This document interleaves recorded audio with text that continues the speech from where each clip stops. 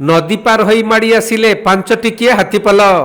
आउ कटक जिला बांकी डमपड़ा कुशपंगी जातमुंडिया पहाड़ बाउंश जंगल रे करुछंती उत्पात।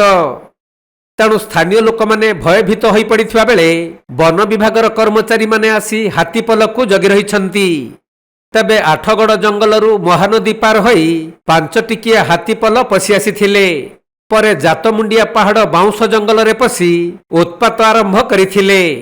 फल स्थानीय लोक मैंने भयभीत हो जाइथिले भी हाथीपलंक पीछा करुथबा वन विभागर कर्मचारी माने आसी चंदका जंगल को घौड़ाइबा पई प्रयास करिथिले।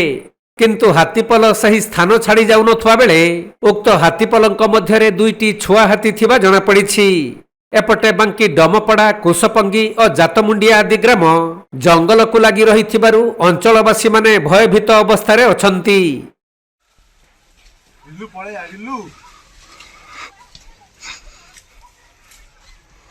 Lilu, এটা পড়ে যাচ্ছে, এটা পড়ে যাচ্ছে, আসি, এটা আসি, আসি, আসি।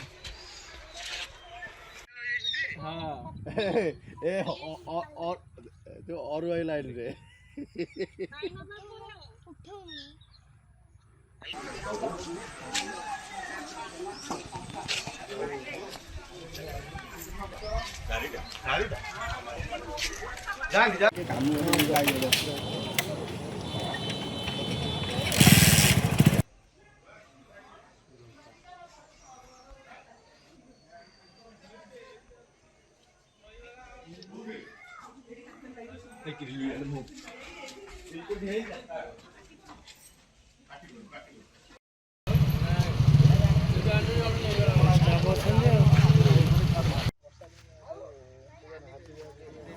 कटक जिला प्रतिनिधि राजेश कुमार साहू रिपोर्ट, कोणार्क लाइव।